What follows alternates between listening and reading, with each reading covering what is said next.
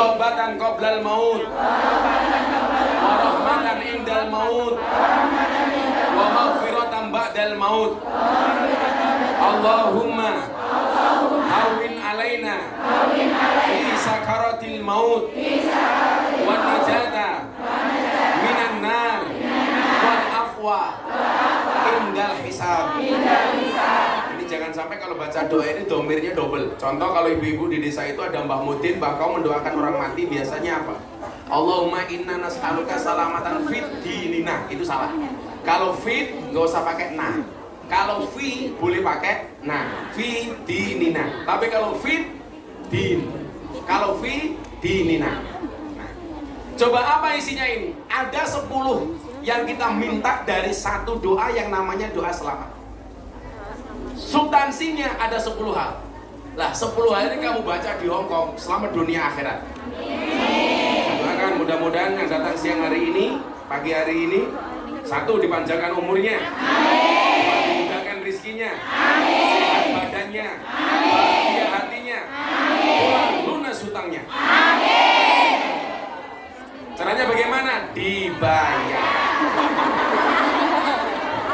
Maka hari ini yang minta doa saya doakan, yang minta maaf saya maafkan, yang minta THR saya minta maaf.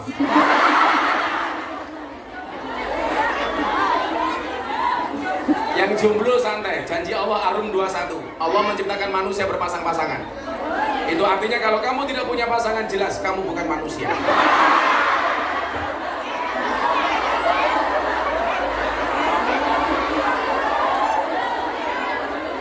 Makanya jangan sampai mati dalam keadaan jomblo. Dajjal itu statusnya jomblo. Jadi kalau kamu mati dalam keadaan jomblo, jangan-jangan cucunya Dajjal. Biasanya jilbabnya pink.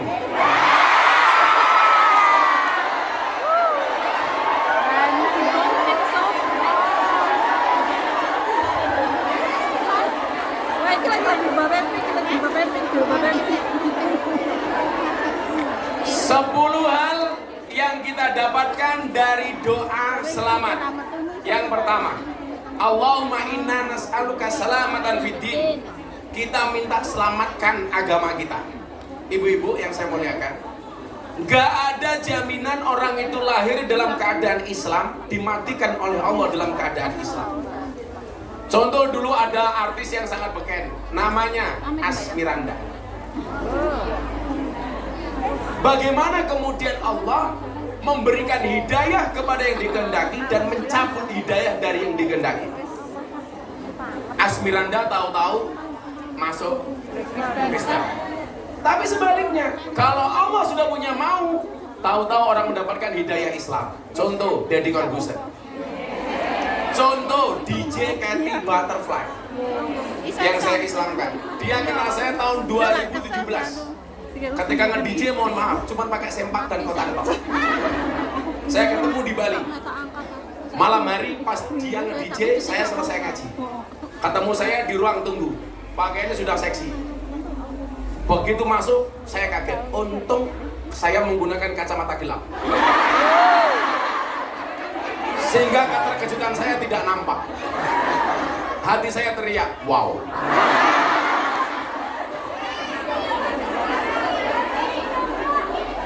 Rezeki matamu, rezeki.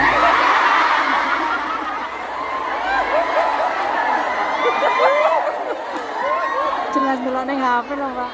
Pertemuan itu si DJ Katy bilang sama saya itu kalau pulang nge-DJ, Gus, setiap kali pulang ke kos-kosan, ke kamar saya dengar suara merdu dari masjid. Itu suara apa? Saya jawab itu suara adzan. Ternyata apa? Seorang non-Islam DJ Katy waktu itu sangat nyaman ketika mendengar suara adzan. Bagaimana kemudian kalimat thayyibah itu ternyata mendatangkan kenyamanan. Maka ala bidzikrillah tatmainnul qulub. Kalimat-kalimat thayyib, kalimat-kalimat thayyibah, kalimat-kalimat tauhid itu mendatangkan kenyamanan. Artinya apa? Kalau Anda susah, gak usah jauh-jauh dari kalimat thayyibah. Kalau kamu kan beda.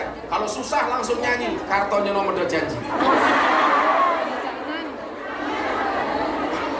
Biena gue wega suwe-suwe betah nuruti kekarepanmu sak wayah-wayah yen wis tak wanti-wanti aja mlebu murihan. Oh, boleh ini. Sinyalnya. Jadi kalau hatinya galau kembali ke kalimat thayyibah. Lah, ciri orang beriman Al-Anfal ayat 2 Anda lihat.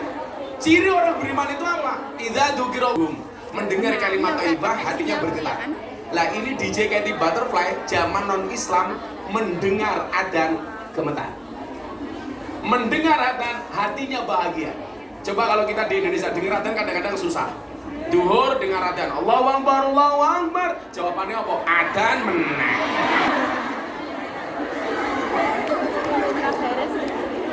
Maka apa? Tidak ada yang bisa menjamin orang lahir dalam keadaan Islam, mati dalam keadaan Islam. Apalagi Anda tinggal di Hong Kong.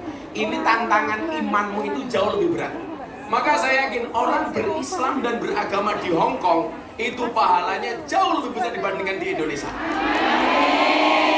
Karena tantangannya lebih besar. Mau sholat dihardik sama majikan. Mau sholat suruh masak babi. Mau sholat gak ada tempat, sembunyi-sembunyi di toilet. Betul? Tantangannya lebih besar. Artinya apa?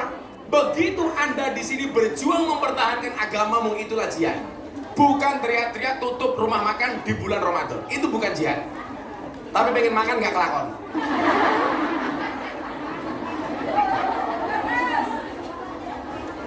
Jadi kita minta sama Allah selamatan fiddin. Ya Allah, selamatkanlah agamaku. Maka satu pesan khatib yang pasti disampaikan ketika khutbah Jumat apa? Wala tamutunna illa wa antum muslimun. Janganlah kamu mati kecuali dalam keadaan Islam. Kamu boleh kehilangan uang untuk agama, tapi jangan pernah kehilangan agama untuk uang. Hati-hati. Kamu boleh kehilangan pasangan untuk Allah, jangan pernah kehilangan Allah gara-gara Mas, aku seneng karo awakmu, Mas. Aku pindah agama yo gelem Mas matamu. Biasa-biasa saja itu. Orang baik itu yakin akan diketemukan dengan orang yang baik. Makanya kalau kamu ingin mendapatkan suami yang baik, jadilah calon istri yang baik. Gus, boleh bekerja? Boleh. Kenapa perempuan harus bekerja? Begitu saya dulu menikah dengan istri saya bilang, cukuplah kamu menjadi tulang rusukku, biarkan aku menjadi tulang punggungmu. Karena saya punya prinsip, laki-laki itu tulang punggung, bukan tulang tuluk.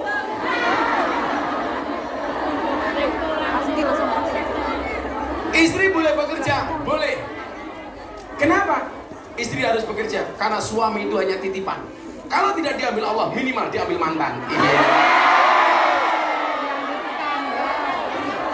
Makanya kamu di Hongkong cantik, nanti pulang ketemu suamimu harus jauh lebih cantik. Tetaplah make up dan dandan walaupun kamu sudah punya pasangan. Kenapa? Karena pelakor di luar sana lebih menakutkan daripada hantu kuburan.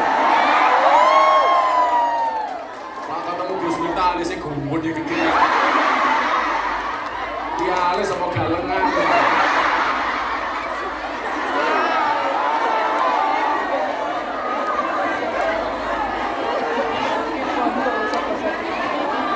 Jombang.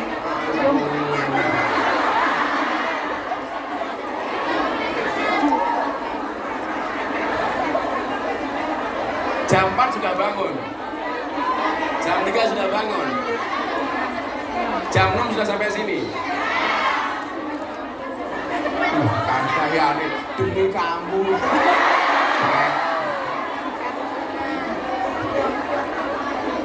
Bojo ditinggal. Jadi mohon maaf, wala tamutunna illa wa antum muslimun. Ini tugas misi besar kamu di Hong Kong. Tidak hanya menyelamatkan ekonomimu, tapi menyelamatkan agamamu. Maka saya sangat sayangkan kalau orang pindah agama hanya gara-gara faktor ekonomi, karena gara-gara faktor jatuh cinta dan lain sebagainya. Saya itu orang yang dikasih mudah oleh Allah. Sampai hari ini sudah ratusan orang masuk Islam melalui Gus Miftah. 3 3 bulan yang lalu saya pengajian di Taiwan. Masuk panggung 30 menit, ada 5 orang mu'alaf. Setiap pengajian di pondok pasti ada yang menyatakan masuk Islam, dari luar maupun dari Indonesia. Saya dulu ceramah di gereja, satu keluarga dari Amerika masuk Islam, satu keluarga dari Belanda masuk Islam. Sementara orang non-Islam seneng dengan ceramah saya masuk Islam. Di Indonesia saya dikafir-kafirkan. Miftah kafir, saya jawab burna masalah sahadat menang.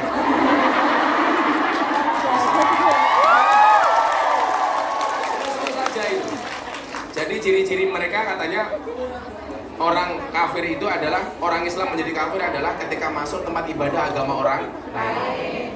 Kalau masuk tempat ibadah agama orang lain dibilang kafir, berarti orang Jawa Tengah banyak yang kafir. Karena masuk Candi Prambanan dan Candi Borobudur. Betul? Berarti kalau juragan kamu punya tempat sembahyangan, memuja, kamu masuk di dalamnya berarti kamu menjadi kafir. Ada-ada saja. Saya mengucapkan selamat Natal dibilang Kristen. Hati-hati Gus Miftah mengucapkan selamat Natal jadi Kristen, saya bilang. Saya kemarin hari Ibu mengucapkan selamat hari Ibu. Saya juga tidak menjadi ibu. Masa gara-gara selamat hari Ibu? Hai. Nah, doa selamat ini yang pertama kita minta Allah, selamatkan agama kami ya Allah. Bahkan dulu di zaman Nabi Musa alaihissalam ada ulama besar yang mohon maaf, setiap kali dia minta sama Allah, doanya pasti dikabulkan oleh Allah. Dan Anda tahu, ulama besar ini mati dalam keadaan kafir. Namanya siapa? Bal'am bin Bahura. Coba, kalau kemudian Allah mau mencabut hidayahnya, mohon maaf, seorang ulama besar sekalipun bisa mati dalam keadaan kafir. Kenapa Bu? Kenapa? Karena hidayah itu urusan Allah. Makanya kemarin saya ceritakan, Deddy Corbuzier itu seminggu setelah masuk Islam, dia saya ajak Jumatan di daerah Bintaro. Dia tanya sama saya begini, bro, I will to ask you. Saya ingin tanya kepada Anda, apa Mas? Saya bilang, ini kan orang kalau jawaban yang saya sampaikan ke Deddy harus masuk akal. Bagaimanapun Deddy itu orang cerdas. Deddy itu apa-apa bisa, yang nggak bisa cuma satu, menumbuhkan rambut.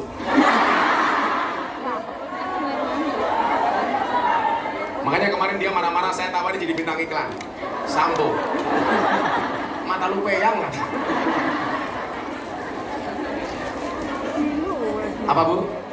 Nggak diajak, kamu nggak buat bayar ya. Gue malah gunduli mau dilatih.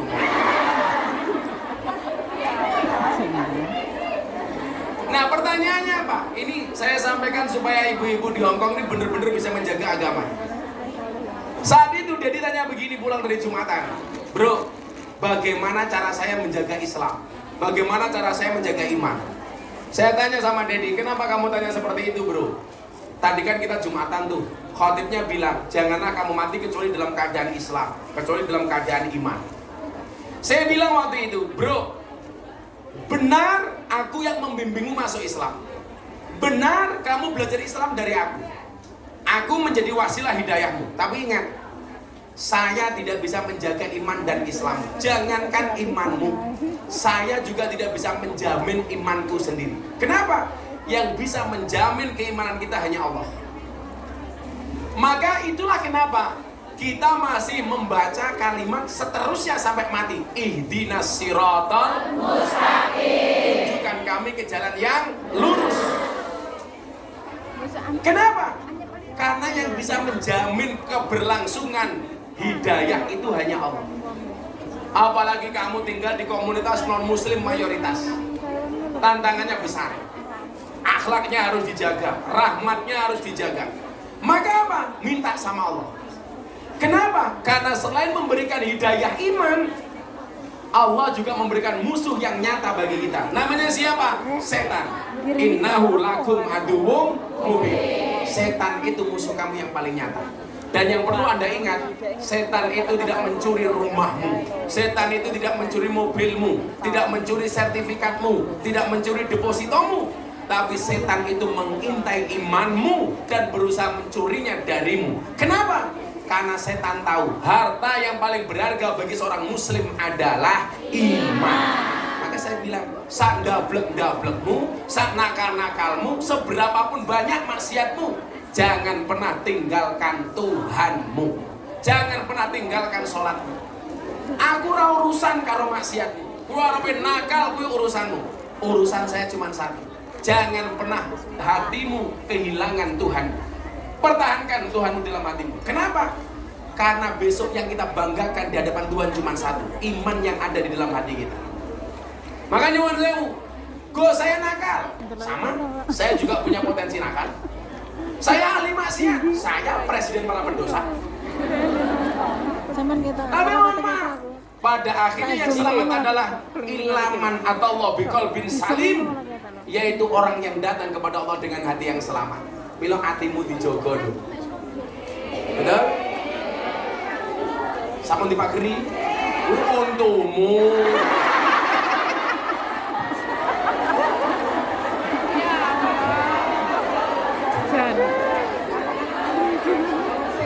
Ngeleng-ngelengnya rakyat ini kan kayak sama nasi. Saya gini aneh-aneh.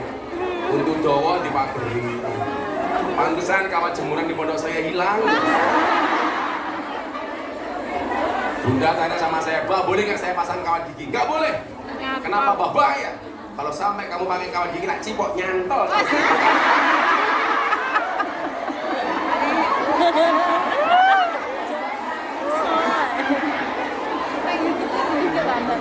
Oke, kalau kamu besok punya suami giginya dipageri, berarti dia setia. Kenapa? Gigi saja dijaga, apalagi hatimu. Tapi saya tidak mengizinkan untuk istri saya. Saya bilang, kamu merasa merongos, santai aja. Ingat, merongos itu adalah mingkem yang tertunda.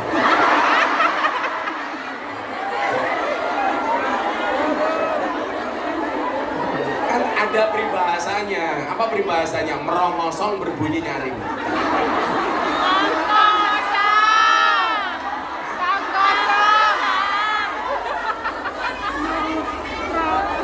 Siapa yang merongos sebelah saya? Mana? Oh, yang di belakang ini. Santai aja yuk. Orang merongos itu belum kuliah sudah dapat gelar MSc. Merongos sak cocote.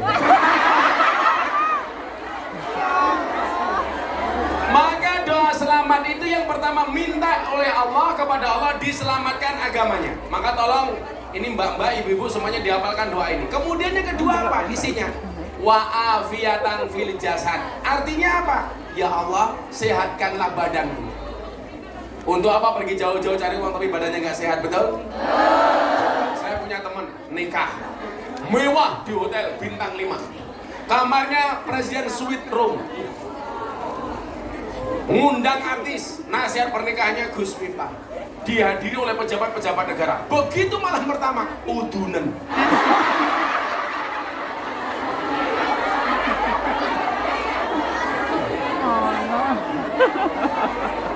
Kudune malam pertama melodot yang lain malah melodot udun. Rasido ngopo? Rasido kekuk-kekuk.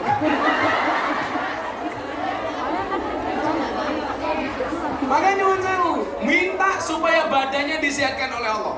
Saya itu bahagia banget, kenapa? Saya itu punya pengawal, punya ajudan itu 3. 2 Brimob, 1 Kopassus. Itu mohon maaf, saya pengajian tiap hari. Ini yang sakit gantian. Karena capek ngawal saya ngaji. Saya yang dikawal malah nggak pernah sakit. Saya ditanya, "Bah, kok bisa?" Iya. Apa rahasianya? Saya bilang, coba Anda ingat, hati yang bahagia itu adalah obat. Makanya kenapa pengajian ini saya buat bahagia? Obat. Hatimu diobati, matamu ndelok kayak ganteng.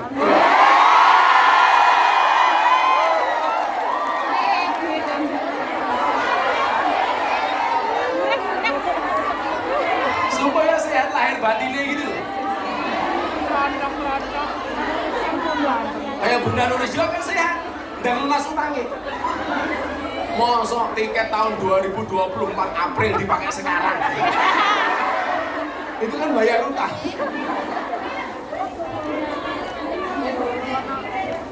Maka wa'afiyatan fil jasad. Untuk apa artinya uang banyak kalau badannya nggak sehat, betul?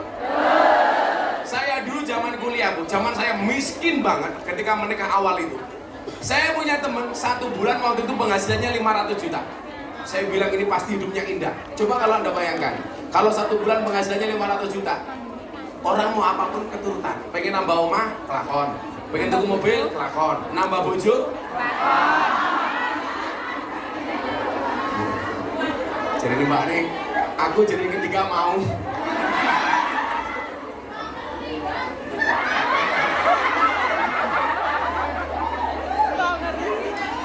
Mbak, semua orang itu punya ujian dan tantangan masing-masing.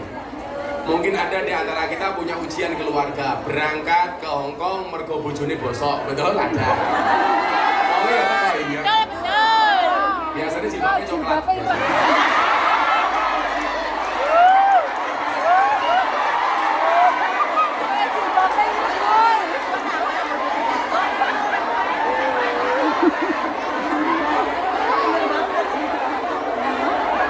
Oh iya, malu guyu lah.